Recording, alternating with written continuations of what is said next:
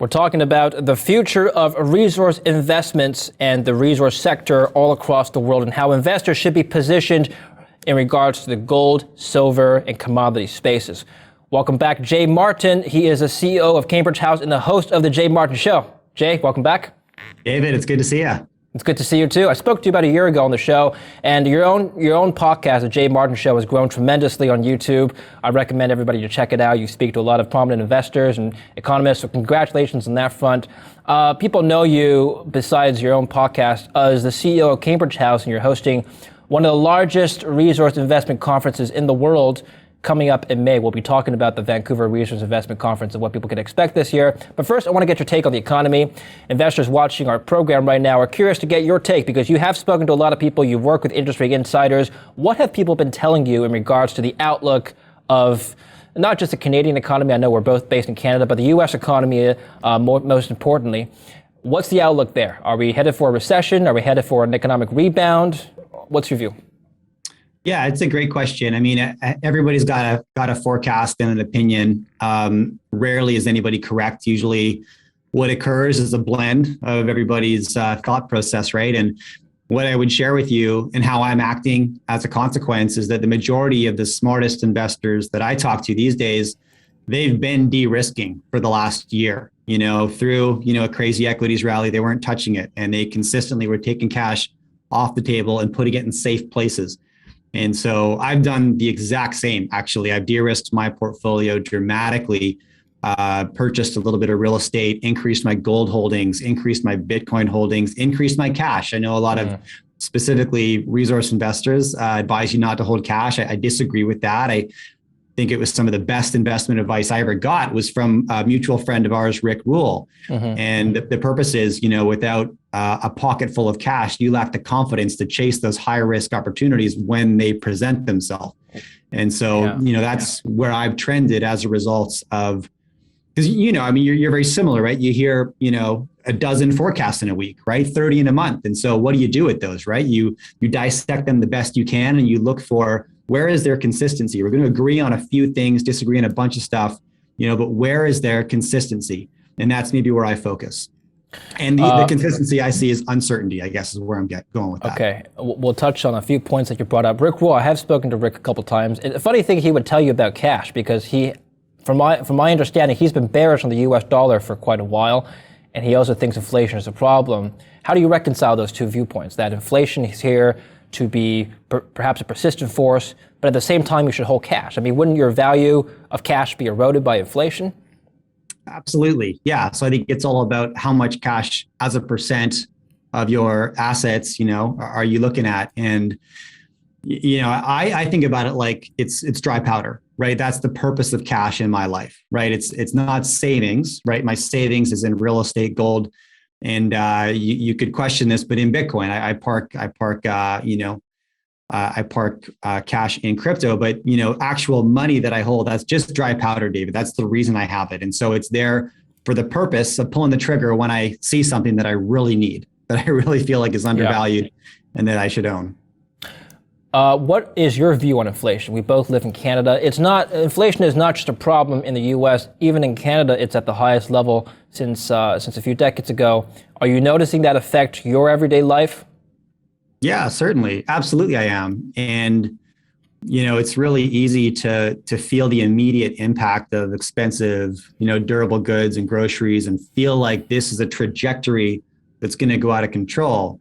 And maybe it will, but, I think I try to temper that enthusiasm with an understanding that there's all sorts of variables at play, right? It's not just an expansion of money supply. There's short-term situations right now that are massively impacting the availability of goods, and that's impacting the price. And so, we hear the debate all day long about is this runaway or is it, is this just, temporary symptom? And again, I think the truth lies somewhere in the middle. Any service product that I enjoy that's already been attacked by tech has deflated in price over the last decade and will continue to do so, right? And so there's always going to be those two forces at play, right? Any media product. You mentioned that you have personally de-risked your portfolio. You follow the footsteps of a lot of people you talk to. What do you mean when you say you've put it in safe places? What are these safe places? Yeah, so for me, safe places are real estate, right? And so I own my principal residence. I don't care how cheap the money is. I like the increased equity in my home, and so I paid down my mortgage aggressively. And friends of mine will argue that and say you should capitalize on the cheap debt. You should mortgage your house to the hilt, and I just disagree. I like the peace of mind, and for me, the peace of mind is more important. And so equity in my home is key. Gold for me, it's the safest, most boring place for wealth, right? And so I've increased my gold holdings, absolutely. Okay.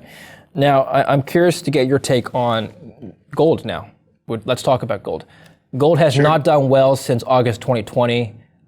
Look, people are saying, I'm hearing different viewpoints. On the one hand, they're saying, well, look, it's already done tremendously. Let's zoom out, David. They tell me, zoom out the chart, and you'll see that compared to a couple of years ago, it's still doing very, very well. So yeah, we've had a bit of a blip for the last year and a half. But if you were a long-term investor who got in early, you're still doing quite well. On the other hand, people are disappointed that gold didn't rally above its $2,100 level in August 2020. And they're saying, well, gold is no longer an inflation hedge. Gold is no longer a safe haven. Gold is no longer this and that. The paradigm has shifted, they say. Where do you stand? Do you think gold is still the preferred safe haven asset? You mentioned that you hold gold. But what would you say to somebody who says, look, Jay, I don't know if I should hold gold anymore. I don't know if it's a safe haven asset anymore.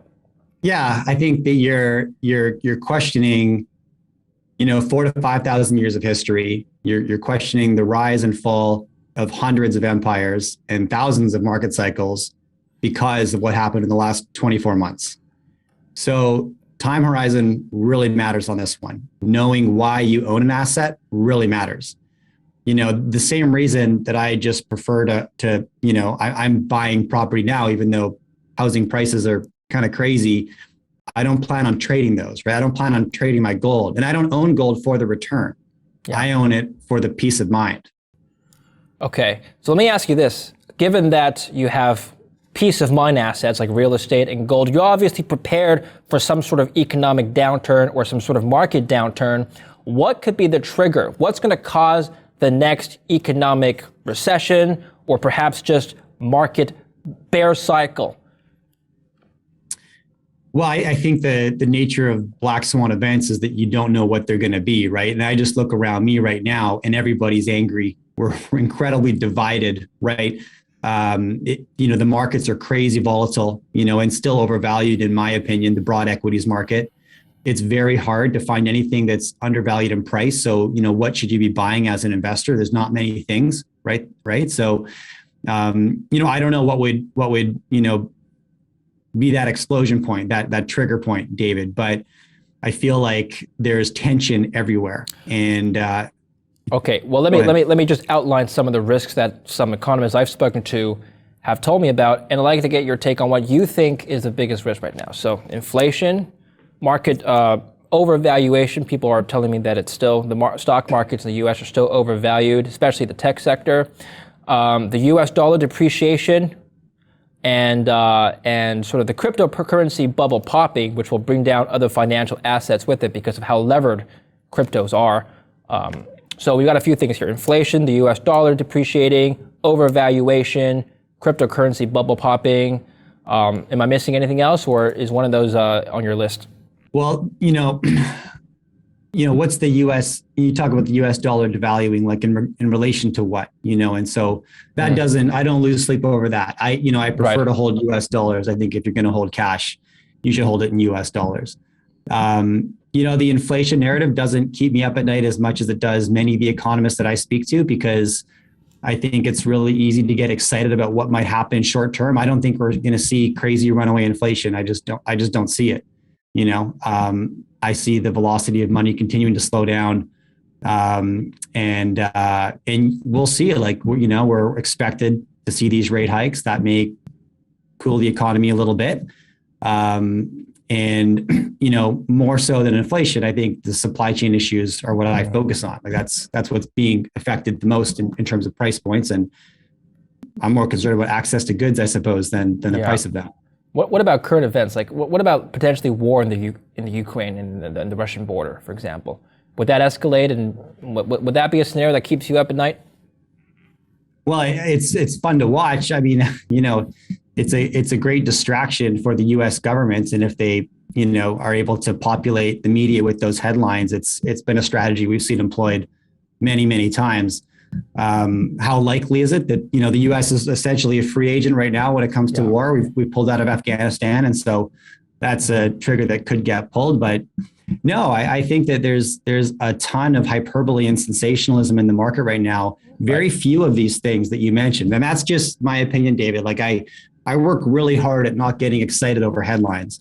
And so when I hear runaway inflation, when I hear war in the Ukraine, when I hear, the US dollar is going to collapse, when I hear crypto is going to pop, I always try to step back and say, what's really going to happen? You and I are quite similar, because I work with people all the time, and I'm responsible for writing some of these headlines that you talk about. So how do I take a step back and moderate my own views? But let me talk about COVID for a minute. COVID is something that I guess society has to live with now. The WHO has ruled that it's not going to be eradicated in our lifetimes. Now, for example, you as a conference organizer, the VRIC, we'll talk about the VRIC, it was supposed to be in January, but it got moved to May because of Omicron. Just going forward, do you think COVID is going to be a persistent risk for the economy? I mean, we're still moving conferences around, right? Yeah, I think, I hope not, right? And there's reason to believe it won't be, right? For everything you just said, now our health officials and our politicians are saying we're going to have to learn to live with this. And hopefully that's the case, right? Maybe it is the new reality that we've moved past lockdowns and mandates and all of this eventually. But I think what's important to remember is that we accepted precedent on this. And so as a consequence, we could get clawed back overnight. And we couldn't really argue because we accepted precedent all the way through 2020 and through 2021, and so there's reason to believe it could get clawed back at any point in time. I hope not, and I don't think it needs to be. I think you've tweeted about this issue on your own account that the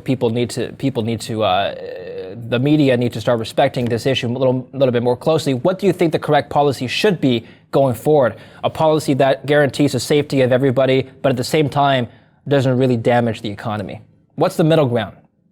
Well, the middle ground, I mean, in my opinion, our response to this threat was completely disproportionate. That's what I believe. And we get back to we talk about inflation, so we got to talk about runaway inflation, right? Yeah, we talk about some conflict in the Ukraine, so probably going to be war. Like it doesn't always get there. Often it usually doesn't get there. It doesn't make it past the headlines. Right. And so, I mean, my personal experience, right, is that our response to this was completely disproportionate. My concern is that the precedent we've set is that if anything has any risk of death, and we're talking about like a 0.5% risk of death, we allow complete interruption of our lives to protect us against that threat. Right, that's the precedent we allowed in, which is horrifying to me.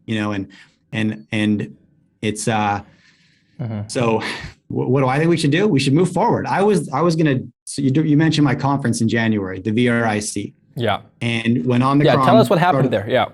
Well, Omicron started surging and we were watching the numbers and receiving more concerned emails from companies planning to be at the show saying, are you planning to postpone it? Are you watching these case rates and all this stuff? And I was the last one standing on the hill, David, say, no, we got to get back to life. We got to get back to work. We can't run and hide. I mean, let's look at the severity rates. Like this is a very benign and mild flu. This is not something we should run from, but we've been conditioned to run from the flu for 2 years. So what do? We run, right? We focus on case rates, even though it's a flu at this point, right? So I was ready to die on the hill and say, we're going to do this event in January regardless. But eventually, we'd heard from enough of our delegates who said, if there's any way you can postpone this until the spring after this wave, we'd love it. And so that's what we eventually decided to do. Just to be clear, it wasn't the government mandating you to postpone it? It was not. No, those mandates in British Columbia actually didn't impact corporate events. They were focused on personal gatherings like weddings and private parties. But behind the scenes, and the way they announce these mandates is a little bit confusing, they actually protect business. And so a corporate event like ours could have moved forward, right? But sentiment's different. So technically, yes, we could have run a 10,000 person conference at the Vancouver Convention Center in January, But would anybody have showed up with all the fear-mongering headlines? True. I don't think so. Okay, look, I know you don't have a crystal ball. It's 4 months out, or 3 months out, actually, rather, at this point. Yeah. What's the likelihood you'll postpone it again? Well, I'd say very small, Okay. and something's changed, right? I'm sure you've noticed this. Sentiment has changed. I think that if there was some pent-up demand to get back to live events, in December, January, which is what we were seeing, the demand for that show was greater than I'd ever seen it. That demand is 10x now. I think the frustration from the public with the most recent lockdowns is exponentially greater than, the previous and original ones. And so now, as a consequence, we are seeing our politicians pivot to say, we're now going to start treating this like something we have to live with. And, politicians don't set the trend, right? They respond to it. And so they're obviously seeing everything that we're seeing, whether it's, freedom convoys or just general conversation. It doesn't have to be, extreme expressions. I think we're all a bit apathetic towards this at this point. True. All right, I'm going to circle back to the VRIC and what we can expect at the end of the interview. I want to talk about the resource sector now. You mentioned that you do like the resource sector. The GDXJ, for example, the VanEck Vector's Junior Gold Miners ETF, the ETF that tracks the junior sector, it's not done great in the last year, as you may be aware. It's been down about 30-40% off its highs.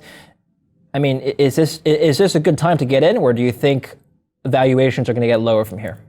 What's your view? Yeah, well, they might get lower, whether or not they do. I think it's one of the only sectors that, it is one of the only sectors where I'm allocating capital right now.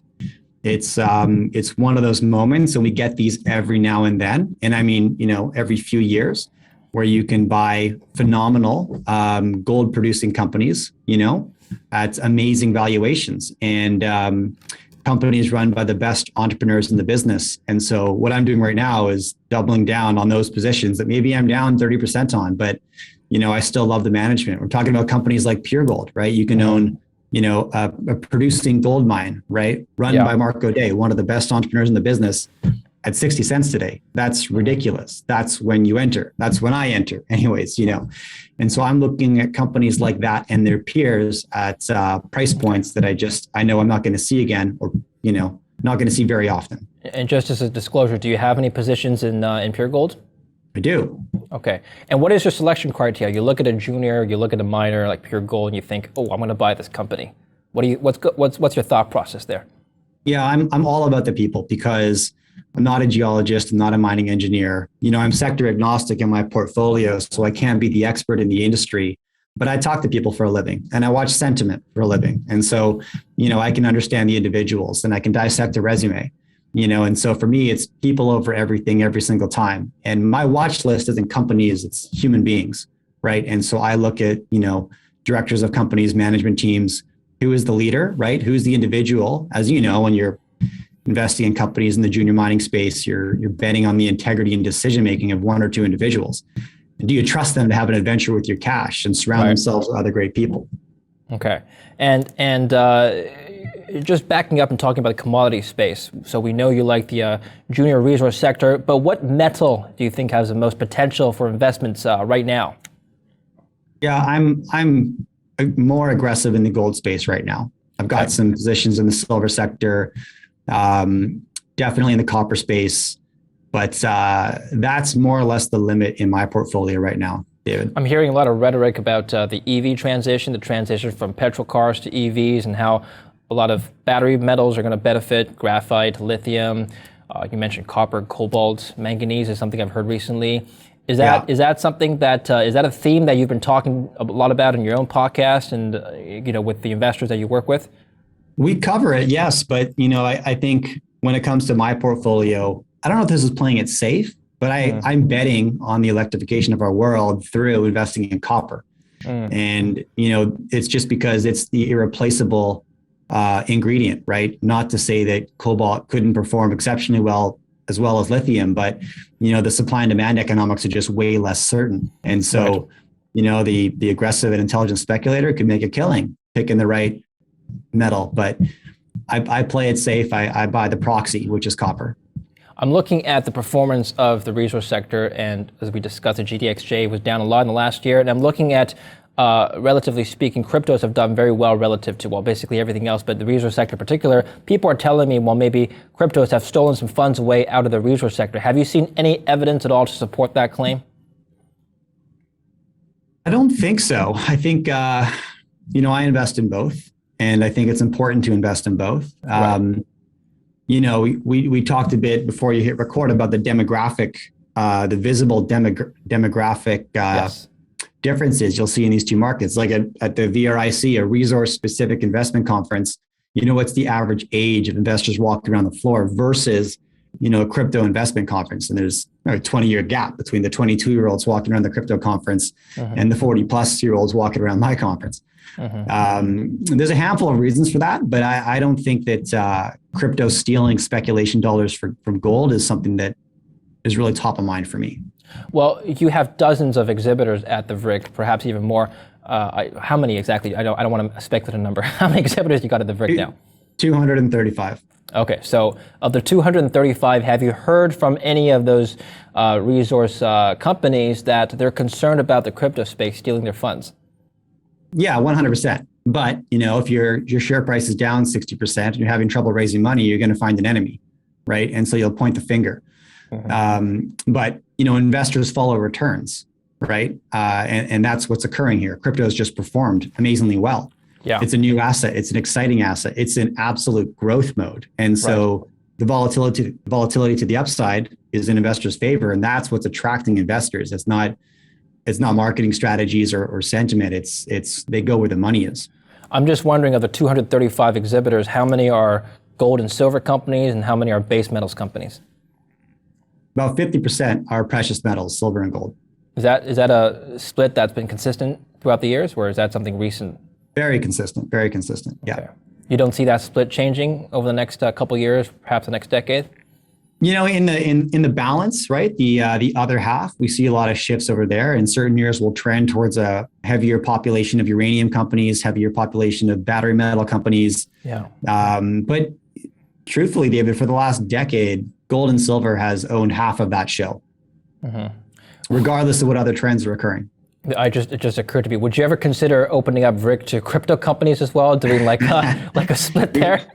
We've done it. Yeah, we've done it. Have? I mean, it's an interesting question, right? Because what's my obligation with that conference? It's to showcase great investment opportunities to our audience, knowing they have a bent towards precious metals. But now in 2017, you recall that rally in crypto, we started talking about it and we hosted some of the first really big crypto versus gold debates on stage because everybody wanted to know.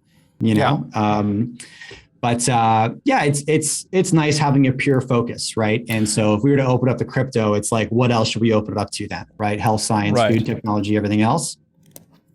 Right. Well, that's a great question. What is your mission for the VRIC? I mean, it is called the Vancouver Resource Investment Conference. I don't know if you're obligated to respect that name and stick to only the resource sector. I mean, what's your plan going forward for hosting events?